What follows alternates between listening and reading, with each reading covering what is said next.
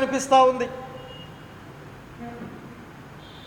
కనుక స్నేహితులారా, మీ ద్వారా కోరుతా ఉన్నా, అనంతపురం జిల్లాలో కాంగ్రెస్ పార్టీ ఎమ్మెల్యే ఎంపీ అభ్యర్థులు గెలిస్తే 100కి 100 భాగాలు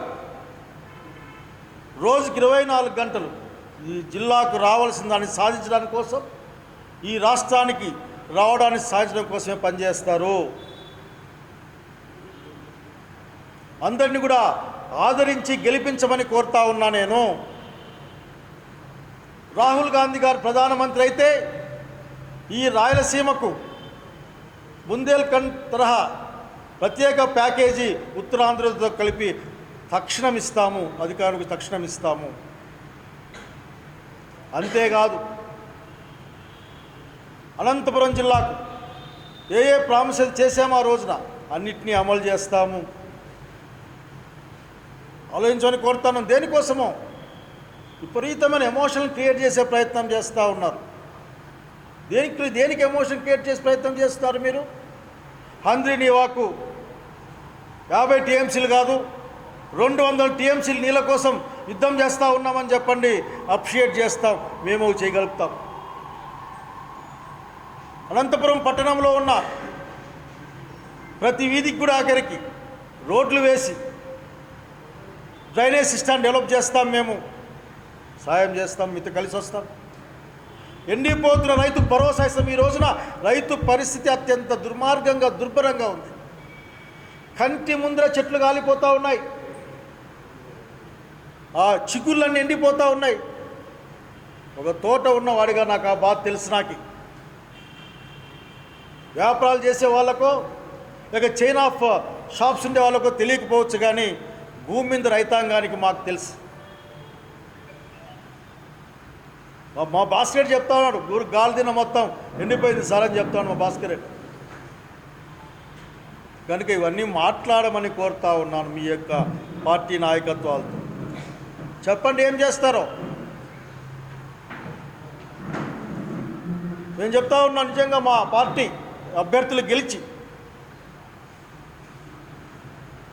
రాహుల్ గాంధీ ప్రధానమంత్రి అయితే అనంతపురం జిల్లాని ప్రాజెక్ట్ అనంతని తెచ్చి మేము సస్యశ్యామలం చేసి ప్రజానీకానికి మేలు చేస్తాం. హంద్రీ నీవా కింద నీళ్లు ఈ జిల్లాలో చెరువుకు పంపించే ప్రయత్నం చేస్తాం, పంపిస్తాము కూడా. హెచ్ఎల్సి కింద ప్రతి సంవత్సరం పంటలు వేపిస్తాం, వేయించాం. ఈసారి 17 చిల్లర టీఎంసీ నీళ్ళు వచ్చాయి, ఎక్కడికి పోయాయి? ఏం అర్థమే కావడంలే. ఏదో ఈ రోజున వచ్చింటే ఏదో 44, 45 ఉంది టెంపరేచరు, ఇట్లే గాలి పోయినాయి అనుకోవచ్చు. అయ్యో తెనాలి రామలింగం కథ ఉంటుంది, ఇనివాటికి పోయింది అంటే ఎలకలు తినిపోయినా కానీ కథ చెప్తాడు. అట్లా నీళ్ళు ఎక్కడంటే పైకి పోయినా అని చెప్పి మా బాపతను చూస్తూ ఉన్నాం ఇక్కడ. కాబట్టి స్నేహితులారా, ఒక నిర్ణయాత్మకమైన సమయం వచ్చింది. ఈ రాష్ట్రాన్ని నిర్మిస్తాయని ఒక ఆయన, ఈ రాష్ట్ర ప్రజల్ని ఎక్కడికో తీసుకుపోతా అని చెప్పి ఇంకొక ఆయన అవకాశం తీసుకున్నారు.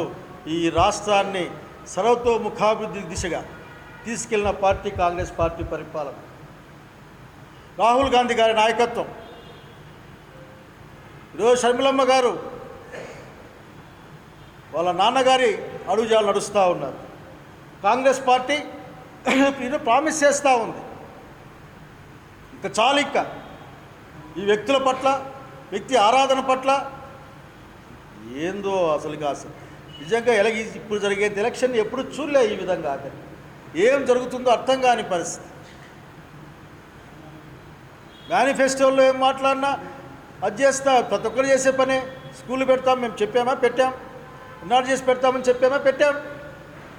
గుండె జబ్బులకు ఆపరేషన్ చేయిస్తామని చెప్పామా? ఆపరేషన్ చేయించాం. ఆరోగ్యశ్రీ పెడతామని చెప్పలే, కానీ చేసినాం. ఫీ రియంబర్స్మెంట్ ఇస్తామని చెప్పలే, చేసినాం. ఎస్సీఎస్ సప్లాన్ని అమలు చేసినాం. పరిపాలన అన్నాక ప్రజల కోసం పనిచేయాలి. ప్రజల కోసం పనిచేయడమే పరిపాలన ఉంటుంది. రైతు గురించి పట్టించుకోకపోతే ఎట్లా? ఈ నెలాఖరికల్లా సగం పైగా ఈ జిల్లాలో ఉన్న తోటలన్నీ పనికి రాకుండా పోతాయి. ఇది నా మాట కాదు, సైంటిస్టుల మాట ఇది. ఒకవేళ మేలో కూడా వర్షాలు రాకపోయి జూన్లో వర్షం పడకపోతే అసలు ఇంక ఏముండే అవకాశం లేదు.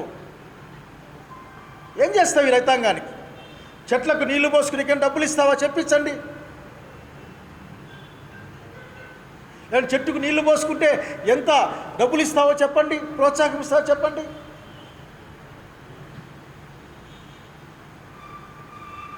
ఇన్సూరెన్స్ ఎంత ఇస్తారు? మాట్లాడేవాడే లేడే.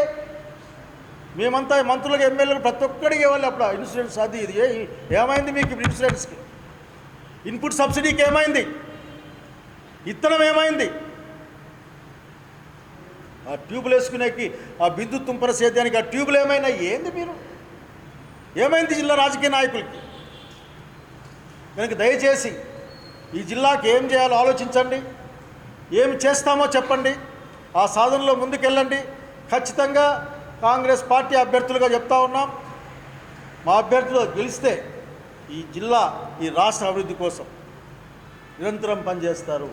రాహుల్ గాంధీ గారు ప్రధానమంత్రి అయితే వెంటనే ఈ రాష్ట్రానికి ప్రత్యేక తరగతి హోదా, మన ప్రత్యేక ప్యాకేజు, అట్లాగే మన ప్రాజెక్ట్ అనంతా అన్నీ సాధిస్తాం. దాంతో పాటుగా నీళ్లు కూడా ఎక్కువ తీసుకొచ్చి రైతాంగానికి అందజేస్తామని తెలియజేస్తాం. సమస్య లేని ఇల్లు ఉండదు, పరిష్కారం లేని సమస్య ఉండదు. బంధాలు గొప్పవి, బాధలు చిన్నవి. మీ సమస్యని మేము పరిష్కరిస్తాం. రండి, మాట్లాడుకుందాం.